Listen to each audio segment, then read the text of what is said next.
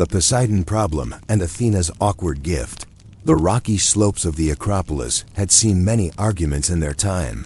Goat herders bickering over pasture rights, potters disputing whose kill burned hotter, and priests of older cults quietly debating which god actually answered prayers. But none were as hushed as drawn out, or as quietly political as the divine debate between Poseidon and Athena. The mortals of the city would one day call it Athens, but at the time, it was just a busy hilltop village looking for patronage and identity. As you learned in the previous section, the gods had offered the citizens a peculiar choice. They must select between the gifts of two deities, each hoping to claim the city for themselves. And Poseidon, dramatic as always, had struck the bare rock with his trident to bring forth a salty spring. The sound had been thunderous, the splash was grand. The water, however, was undrinkable. Still, Poseidon had fans. Sailors in particular found him relatable. His beard was always wet, and he looked like someone who could steer a storm with one arm while tossing a dolphin with the other.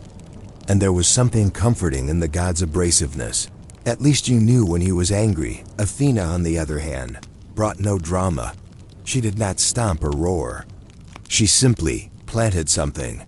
She walked quietly to the middle of the square, her sandals making a soft sound on the sun-warmed stone, and touched the dirt with her fingers. A sprout appeared, and from it grew the world's first olive tree. Not large, not dazzling, just an olive tree, a bit crooked, pale green, with silver-backed leaves fluttering under the soft breeze that stirred the hem of Athena's robe. It was an odd moment. The villagers were silent. Someone coughed. A donkey brayed in the distance. What was this, really? A tree? Compared to a thunderous salt geyser. But soon, the older women of the town wandered over. They bent down, touched the bark, sniffed a few leaves, and gave small nods. One broke off a twig and rolled the olive between her fingers. A thoughtful pause followed. "They could make oil," she whispered. "Oil for cooking, oil for lamps, oil to rub into aching shoulders and knees, oil for the winter." And so the gossip began to spread. The olive tree grew quickly. That too was peculiar. Within days, its roots curled deep beneath the limestone soil, and its branches bore fruit. The villagers watched as the bark grew knotted and dark, and olives, green and small at first, began to dot its slender arms. Athena did not brag. She simply watched the tree with a neutral expression, occasionally adjusting her helmet. Meanwhile, Poseidon grew irritable. He paced around the base of the hill, muttering about respect and legacy.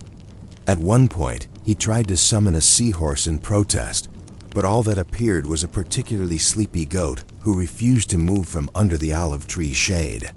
The god of the sea was not pleased. As the weeks passed, the townspeople started using the oil from the tree. It was bitter at first, but when stored in clay jars and mixed with herbs or used on bread, it became useful, practical, and in a village that had no time for decoration and little patience for divine vanity, usefulness was the highest compliment. Still, it was not a unanimous decision. Poseidon had supporters, primarily among the younger men who had recently taken up sailing, and the priests who had spent years building a shrine near the shore. They liked the sound of waves. They admired Poseidon's beard, and the idea of being a sea power had appeal, even if no one had quite figured out what a sea empire required beyond boats and fish. So the villagers debated. They debated through the harvest and into the olive-picking season. They debated at the communal well, in the shade of the local fig trees, and in the long shadows of the late afternoon sun. Arguments were rarely loud. They were tired arguments, the kind that slip into silence halfway through because someone fell asleep in the middle of their point. Some worried about picking a side and angering the losing god. Others wondered whether Poseidon's gift might have other properties they hadn't discovered. Could the salty spring be used to cure meats, wash laundry, feed goats? It turned out no, and definitely not. But it was the elders who finally broke the deadlock. They gathered in a stone room near the top of the hill, just beside the olive tree itself.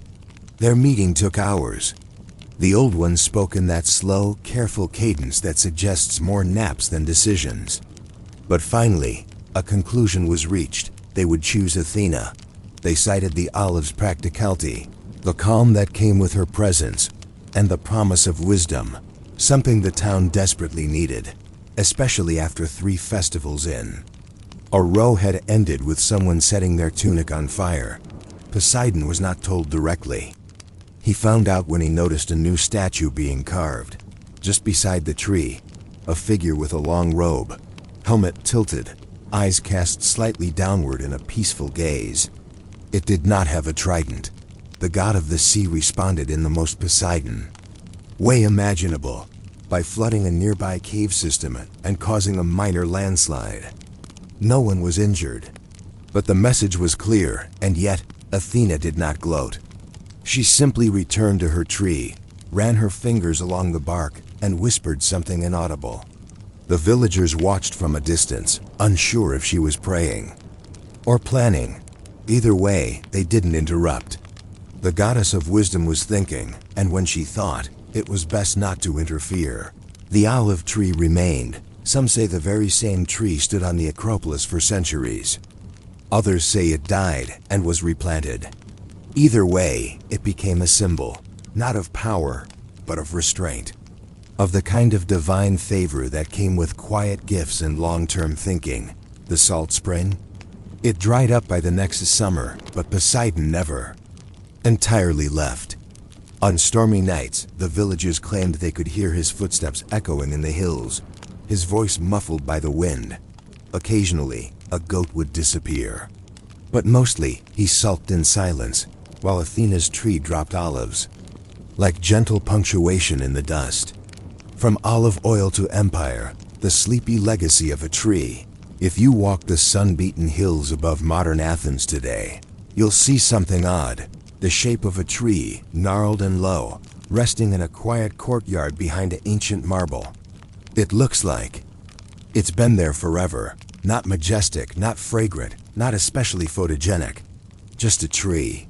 And yet, this unimposing olive tree, said to be descended from Athena's first gift, outlived temples, tyrants, plagues, and empires. Not because it was magical, but because it was useful. Once the goddess had officially been named the patron of the city, life didn't change overnight for its residents. The goats didn't become more obedient. The bread didn't rise better. But slowly, quietly, olive oil became currency. Athenians began pressing it in stone mills, storing it in amphorae, and trading it along the coast. They smeared it on bodies after bathing, lit it in clay lamps, and rubbed it into creaky joints after long walks. You might expect a divine gift to sparkle or glow, but Athena's gift simply did its job, year after year, season after season. Press, pour, repeat, and unlike Poseidon's dramatic salt spring, which soon became nothing more than a damp stain on a cave wall, the olive tree needed no constant miracles. It just grew, and dropped fruit, and waited. By the time the city began, calling itself Athens regularly, dropping all older, regional names, the olive tree was the central metaphor in speeches, painted onto pottery, and stylized into coins. Athenian children learned how to prune one before they learned how to read. But what did it mean to be a city founded not on conquest, but on oil? In some ways, Athens tried to live up to Athena's image, wise, reasonable, balanced. The city became known for its philosophy, its public forums, and its tendency to argue about everything from shoe prices to the nature of the cosmos. They built temples, sure, but they also built libraries, archives, and long porches for debating tax policy over goat cheese. And all of this happened under the quiet patronage of Athena, who, unlike other gods, didn't meddle daily. She wasn't popping into bakeries, or turning people into reeds, or chasing mortals across fields. She simply watched, listened. Occasionally, she whispered to an owl. That was it. But her olive tree came to represent something deeper, the idea that sometimes lasting power isn't flashy. It's not a thunderbolt or a tidal wave. Sometimes it's just a jug of oil, stored in the cool, dark corner of a stone pantry, ready for a winter night when the lamp's flame flickers low. Athens exported that idea, literally. Its olive oil became a major product, shipped in great clay jars to other cities across the Mediterranean. Those jars were marked with Athena's owl or the silhouette of an olive branch. People began to associate Athens with clarity, thoughtfulness, and good cooking, and yet, the city wasn't always wise. There were wars, petty rivalries, ostracisms, a tendency to elect charismatic weirdos. Philosophers were arrested. Artists were censored. But the olive trees endured, on hillsides, in courtyards, outside bathhouses and bakeries. In fact, as strange as it sounds, there were actual laws protecting olive trees. You could not cut down a sacred olive, not even by accident. Doing so could result in fines, exile, or, depending on the year, being pelted with loaves by angry neighbors. In this way, Athena's gift became one of the few things everyone agreed on. War? Maybe, but the olives? Absolutely not. It's worth noting, too, that olive oil had a strange kind of magic. Not supernatural, but social. You see, oil was essential to maintaining public baths. And baths were essential to Athenian social life. Without oil, there were no warm massages, no gleaming skin, no graceful exits from slippery tiles.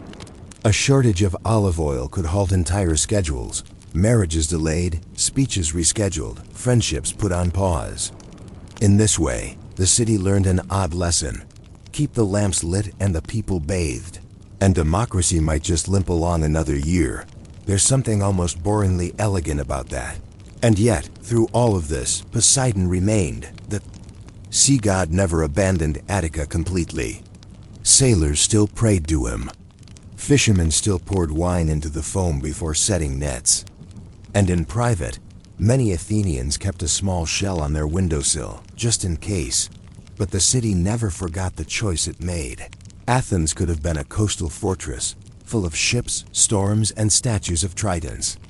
Instead, it became something quieter, a city of shadows and scrolls, of slow debates, of shelves filled with sealed jars of oil, each labeled in neat hand with the grove, the press, the season. Even in later centuries, long after Rome rose and fell, and long after the gods themselves faded from popular fashion, the olive trees stayed. During Ottoman rule, during revolutions, during occupation and recovery, the trees, some of them allegedly sprouted from Athena's own original, continued to drop fruit in dusty courtyards. You could say the city was built on thought, but really, it was built on oil it didn't argue. Oil that didn't flood temples. Oil that quietly soaked into bread, or lit a hallway, or eased the joints of an elderly potter with shaking hands. Athena, in the end, didn't need to start any wars. She just had to plant something, and in that act, humble, almost invisible at the time, she outlasted every roar of Poseidon's waves. The cave, the cow, and the clever baby, you are lying on cool stone. Perhaps the floor of a forgotten temple, or maybe the smooth surface of an ancient cave. The light flickers dimly, only firelight, never brighter. Around you, the air is quiet, except for the soft, distant chirp of something nocturnal. This is how stories began in the old world. Slowly, quietly, with very little rush. And so we begin with a baby. Hermes, you likely know, is the Greek god of messages, travel, boundaries, and theft. But he did not begin that way. No god does. Born in a cool cave on Mount Selene in Arcadia, Hermes entered the world not screaming, not triumphant, but squirming. His mother, Maia, one of the Pleiades, kept to herself in that cave, away from Olympus and its noise. It was a quiet, domestic place. The kind of quiet where you hear wood settle, where every breeze through the rocks seems like a whisper. Hermes was only a few hours old when boredom struck. Most babies sleep. Hermes did not. He wriggled out of his swaddling, his little feet already itching for mischief. While Maya dozed nearby, probably for the first time in days, Hermes slipped outside. A newborn godling, not more than a breath old, decided he had better things to do than lie in a cradle of fleece. Arcadia in those days was all olive trees and long grass, bees buzzing lazily in the sun, and herds of animals chewing slowly in. No particular order. It was quiet, pastoral. Boring, if you ask someone like Hermes. Which is probably why his eyes fell on something more interesting than wildflowers. Cows. These weren't just any cows.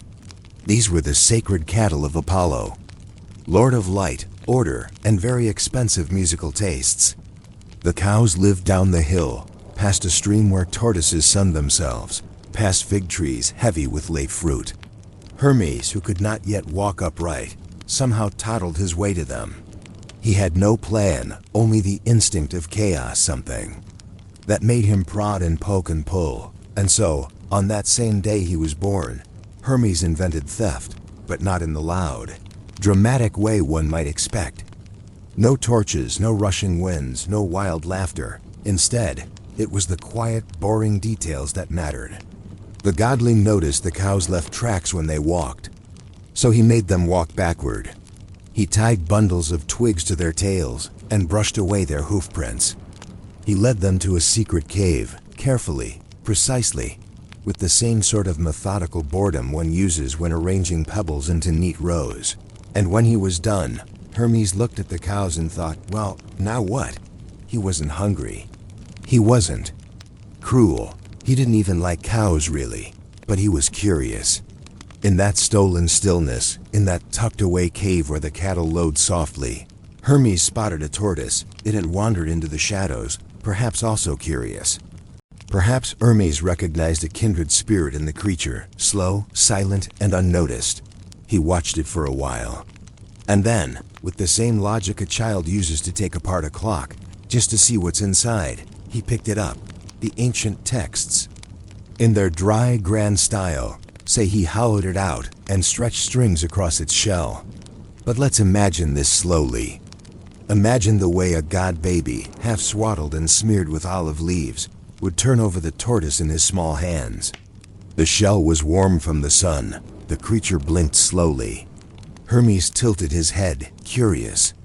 The world was quiet again. Process wasn't instant. He studied the bones. He traced the edge of the shell. He found gut string in the cave, perhaps leftover from sacrifices or his mother's weaving. He stretched it tight, plucked once, then again, a twang. Not music yet, but something. The lyre was born not fully formed, not ready for court performance, but born in the slow, deliberate moments of a godchild avoiding boredom.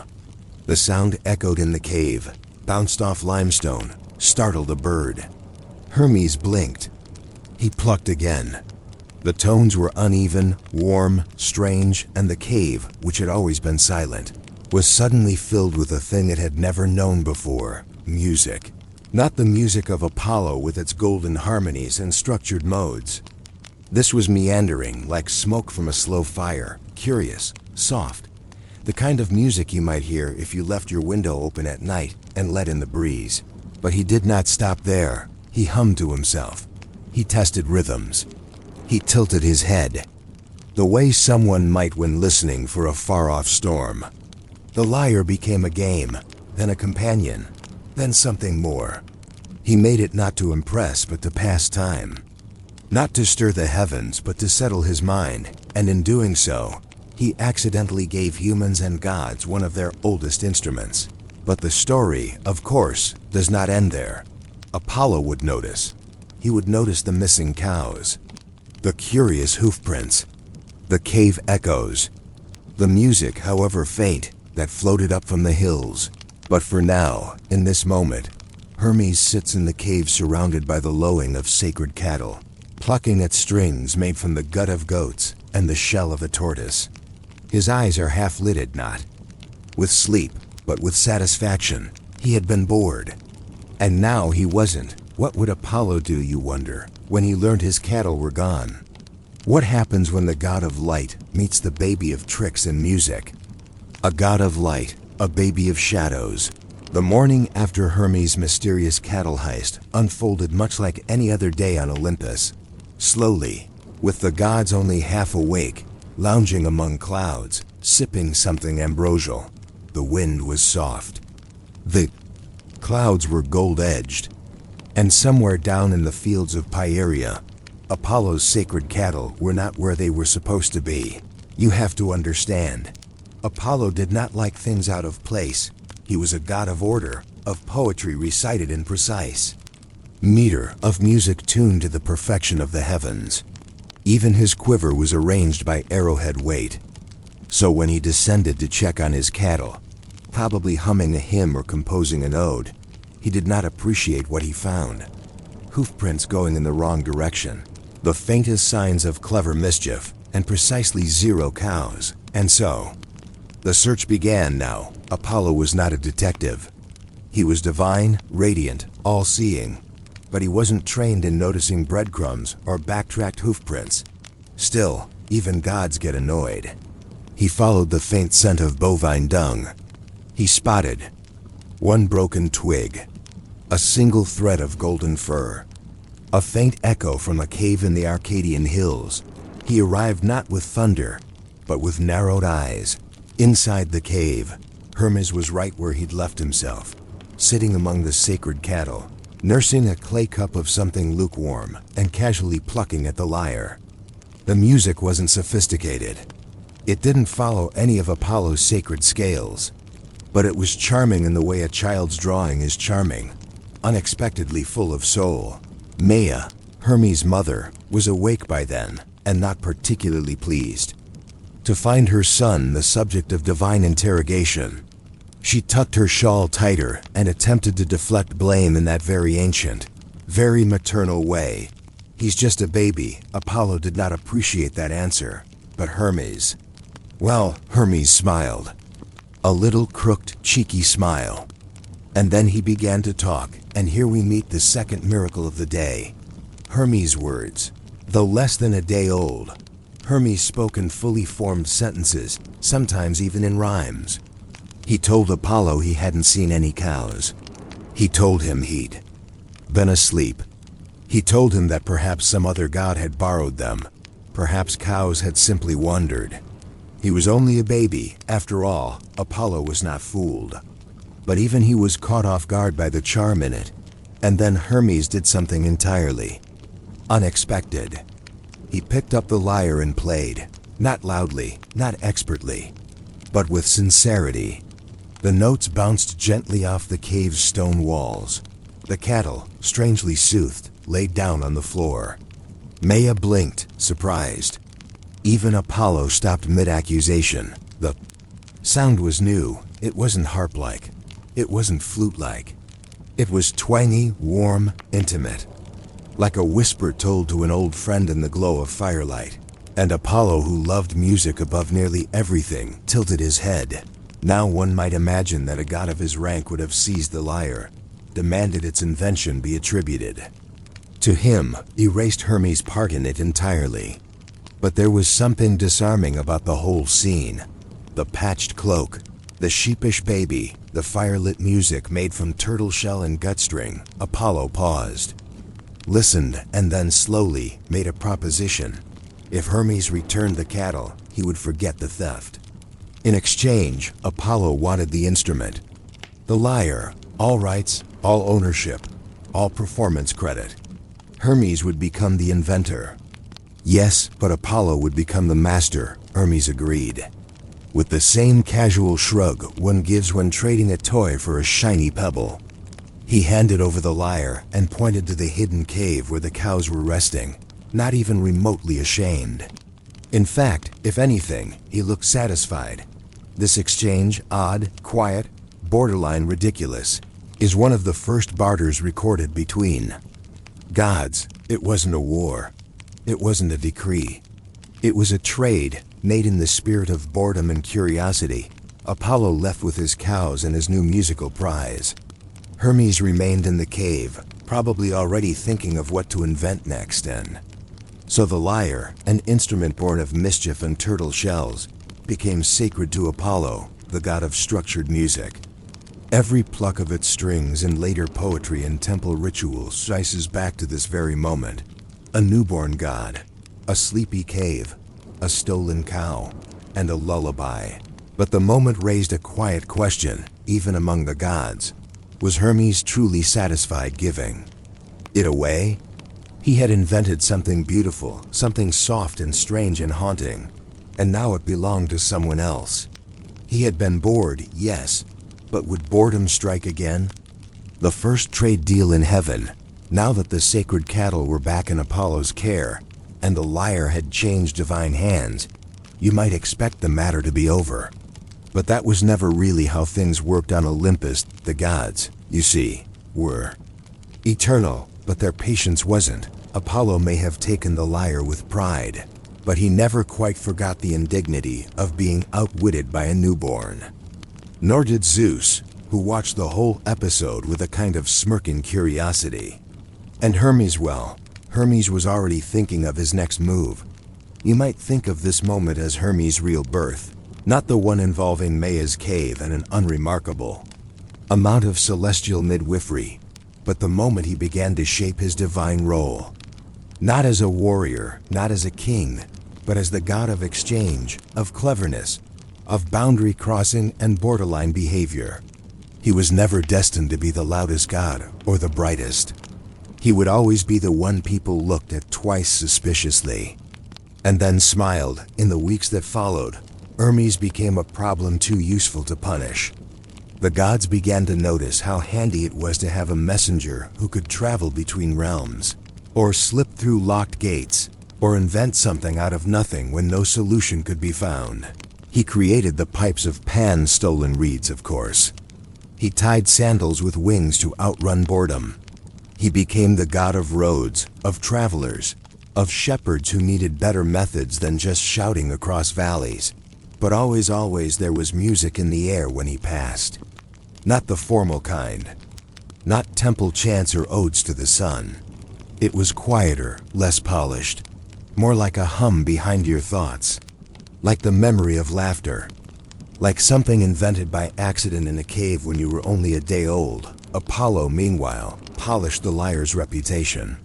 He turned it into something sacred, built altars, wrote melodies so beautiful they were said to keep plague at bay. But while Apollo's songs stirred the heavens, they lacked something Hermes had stumbled into: imperfection. For all of Apollo's perfection, there's always been a rumor and myth that his most treasured possession was not truly his. That the music didn't quite belong to him. That no matter how refined his notes, the strings remembered the fingers that first played them. Hermes, of course, never asked for the lyre back. That would have been too obvious. Instead, he let the myth of the trade grow. He let the gods forget the detail about the turtle, about the baby, about the lullaby in a cave, but he never forgot. And every time a traveler strummed a stringed instrument near a fire, or a shepherd made a pipe out of reed and twine, or a child hummed a tune while sneaking cookies, Hermes listened, just for a moment, then smiled and kept walking, because that's what Hermes did best: keep moving. Always just a little ahead of trouble, a little behind greatness. Inventing things not for glory, but because boredom is powerful, because silence is long, and because, sometimes, it's nice to have a god who makes things up just to see what happens. So the next time you hear music that doesn't quite follow the rules, something strange, plucky, curious, think of the day. Old god with a stolen cow and a turtle shell. Think of the lyre, passed from baby to brother. Think of invention not as ambition, but as the side effect of divine mischief, and wonder, what else have the gods made simply because they had nothing better to do? If you've made it this far, thank you for spending your time with us in the calm corners of forgotten myths and quiet history. If you enjoyed this gentle journey through sleepy storytelling, please consider supporting the channel by giving this video a like, sharing it with someone who enjoys a calm mind, and subscribing to Quiet Boring Sleep for more peaceful history told slowly, softly, and sincerely. Until next time, rest well and dream quietly. Good night.